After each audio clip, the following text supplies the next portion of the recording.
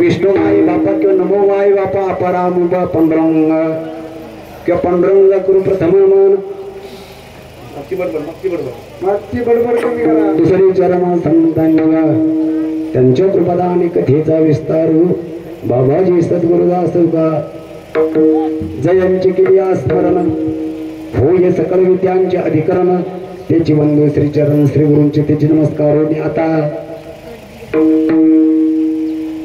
कान्हैया रे जग जेठी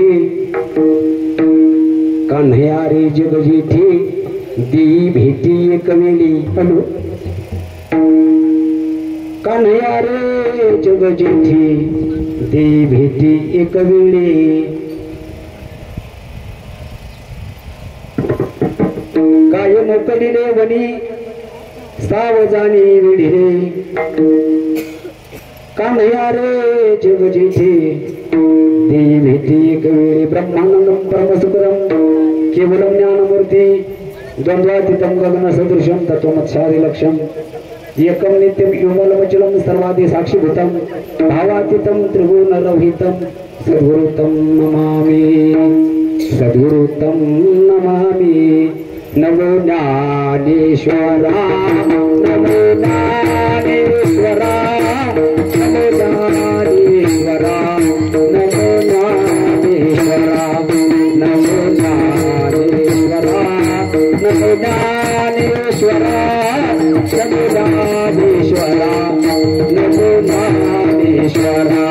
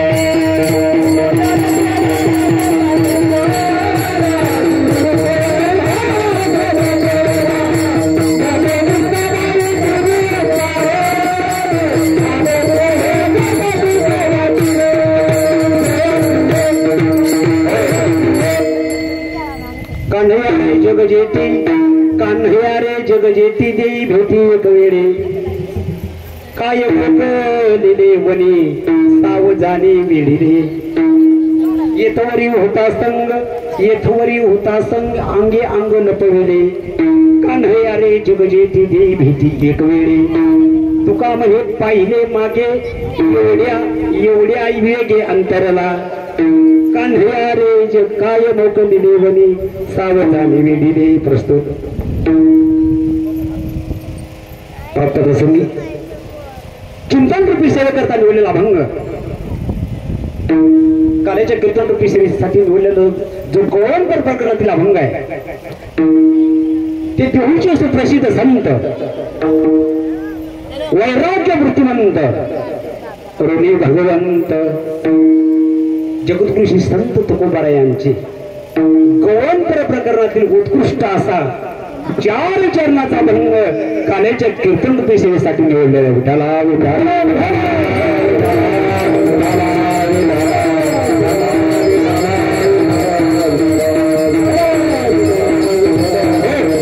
प्रारंभ करण्यापूर्वी अल्पासा परिहार देणं उचित आहे. तो परिहार म्हणजे असा कार्तिकवारी सत्संग दौरा म्हणजे तळीरान वस्ती तळीरान पाचकी वस्तीमध्ये हा चाललेला सत्संग दौरा परंपरागत काही वर्ष चालत आलेला आहे. रामकृष्ण काही वर्ष चालत आलेला दौरा आहे दादा. आणि त्या अनुषंगानं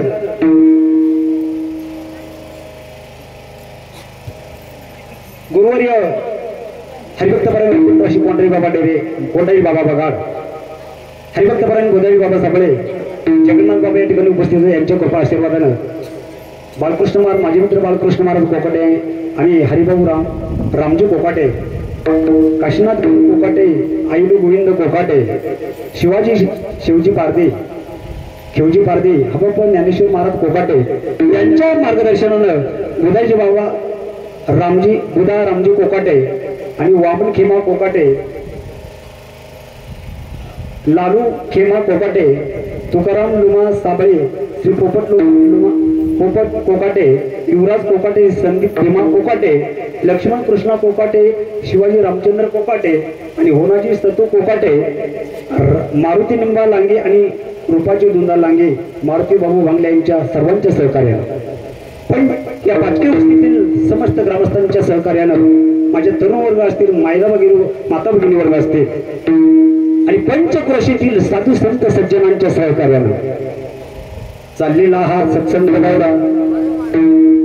या सत्संग दौऱ्याचं आजची सांगत आहे. काही वर्षापूर्वी मी या ठिकाणी सांगतेचं म्हणजे काल्याचं कीर्तन केलेलं आहे आणि काही वर्षी तुम्हा सर्व ग्रामस्थांच्या आग्रहास्तव प्रेमास्तव मला ती मिळालेली आहे.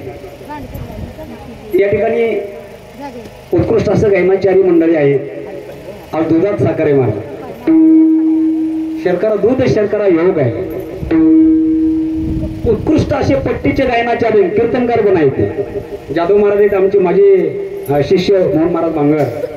रात्री महाराज पट्टीचे सगळे महाराज होते. सगळे गायनाचार्य मंडळी. कारण गायनाचार्य मंडळी हे कीर्तनकाराचे प्राण आहेत. मृदंगाचार्य गायनाचार्य हे कीर्तनकाराचे प्राण आहेत. प्राण कारण गायनाचार्याचे जे पोटात असतं ना ते कीर्तनकाराच्या ओटात असत. काय म्हटलं मी? गायनाचार्य मंडळी हे कीर्तनकाराचे प्राण आहेत. आता गायनाचार्याच्या जे पोटात असतं ते कीर्तनकाराच्या ओटात असतं आणि कीर्तनकाराच्या ओटात असतं ते मृदंगाचार्याच्या एका बोटात असतं. म्हणून ही मंडळी हे प्राण आहेत महाराज. सतर्क आहेत मंडळी सतर्क आहेत बरं. आणि मृदंगाचार्य तर विशालच आहेत आपल्याकडे. आपल्या भागातले भूषण आहे दादा त्यांच्याकरता टाळायला एकदा उत्कृष्ट मृदंगाचार्य तोड नाही त्यांना. हे भूषण आहे आपल्या भागातलं. विरळ आहे कोणी विरळ आहे. आणि म्हणून त्या अनुषंगानं माझ्याकडे ही काल्याची सेवा आलेली आहे. काल्याचं कीर्तन म्हणजे परिसमाप्तीचं प्रतीक आहे. काला हे परिसमाप्तीचं प्रतीक आहे आणि परिपूर्णतेचं होतं काय. काल्यानं या कार्याला परिपूर्णता प्राप्त होते. बघा या कार्याला परिपूर्णता प्राप्त होते. हे प्रसादाचं कीर्तन आहे. कोणतं कीर्तन आहे? प्रसादाचं कीर्तन. तुम्ही म्हणाल येऊ द्या प्रसाद, मग तसं सेवन करता येत नाही. तसं सेवन करता येत नाही. भगवान कृष्णाचं चरित्र वर्णन केल्याशिवाय सेवनच करता येत नाही. तसा प्रसाद म्हणता येत नाही त्याला. आता बा सत्यनारायणची पूजा जर झाली नाही आणि आपण जर तो बनवला तर त्याला काय म्हणतो आपण? अहो त्याला प्रसाद नाही म्हणायचं, मग रवा म्हणा. ऐक नाही, जर पोथीतून जर पोथी वाचन केली ब्राह्मणानं तर तो प्रसाद तो त्याला प्राप्त होतो. प्रसाद सेवन करता येत नाही काल्याचं. प्रसाद भगवान कृष्णाचं गुणानुवाद वर्णन करावं दादा, मगच काला सेवन करावं. गोपाळ म्हणतात आम्ही सेवन करू, पण तसं नाही. भगवान कृष्णाचं गुणानुवाद वर्णन करू आणि मग काला सेवन करू. हाची अनुवाद सदा सर्व काळ अनुवाद करू आम्ही, सदा सर्व काळ. गोपाळ म्हणतात आम्ही कृष्णाचा अनुवाद करू, सदा करू, सर्व काळ करू, सतत करू. आणि करो आणि गोपाळ काला सेवू. आणि म्हणून कृष्णाचं चरित्र वर्णन करावं आणि मगच प्रसाद सेवन करावा. आता मला सांगा, हे प्रसादाचं कीर्तन, प्रसाद म्हणजे काय? प्रसाद म्हणजे प्रसन्नता. प्रसाद म्हणजे काय? प्रसन्नता. प्रसाद म्हणजे आनंद आणि प्रसाद म्हणजे सुख. तीन कारण तुमच्या पुढे ठेवतो. प्रसाद म्हणजे काय? प्रसन्नता. प्रसाद म्हणजे आनंद आणि प्रसाद म्हणजे सुख. जीवनामध्ये तुम्हाला प्रसन्नता हवी असेल, जीवनात आनंद हवा असेल, जीवनामध्ये प्रसन्नता हवी असेल, सुख हवा असेल, काला केला पाहिजे.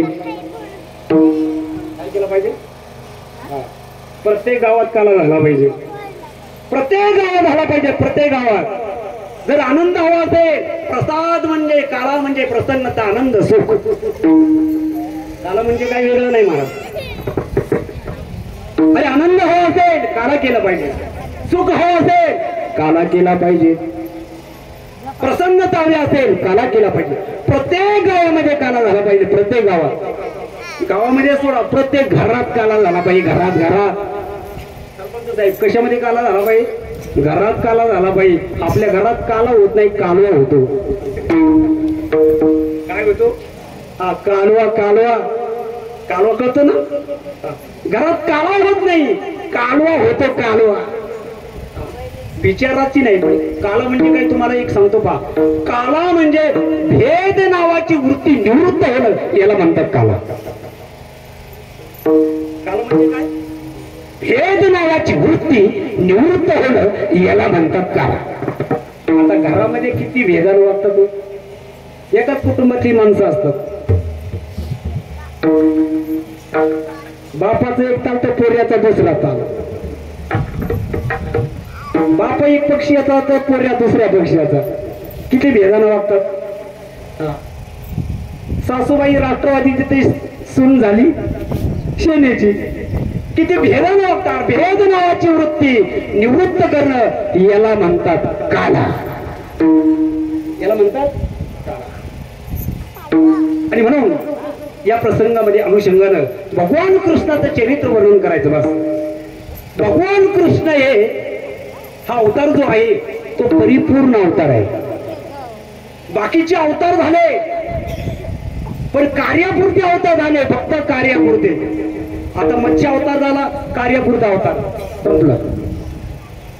कुर्म अवतार झाला, कार्यापुरता अवतार संपलं. पहा नामदेव महाराजांनी रूपकामध्ये, तसं भोपाळीमध्ये काकड्याच्या मालिकेमध्ये भोपाळीमध्ये अनंत अवतार सांगितले. अतिशक्ती म्हणून अनंत अवतार घेसी भक्त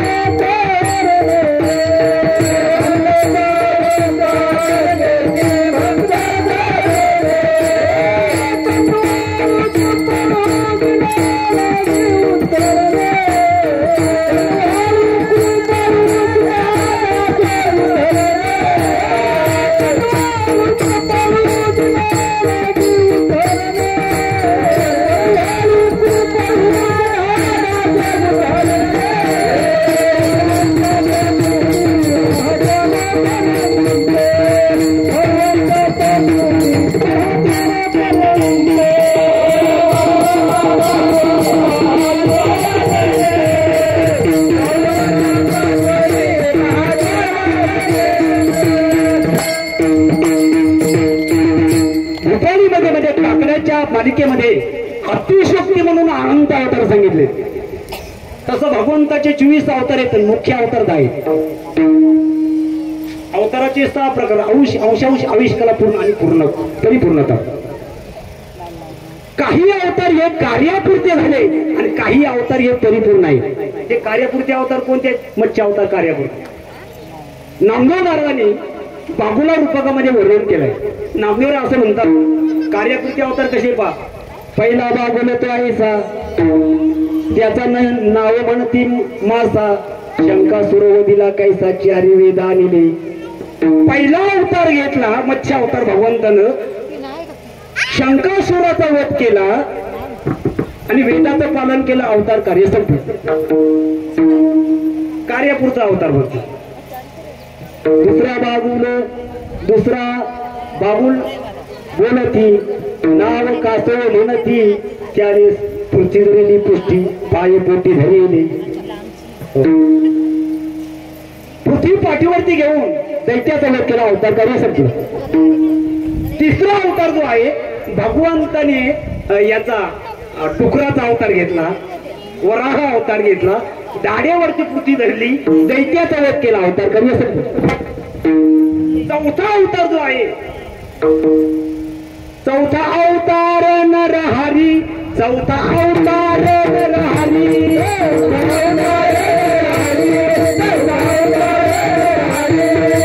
खामाचे गुरुगुरी, खामाचे गुरुगुरी,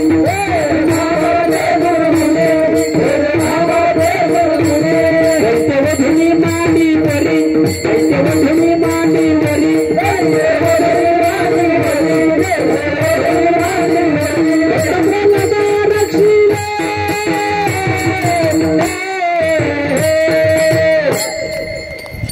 कृष्ण राय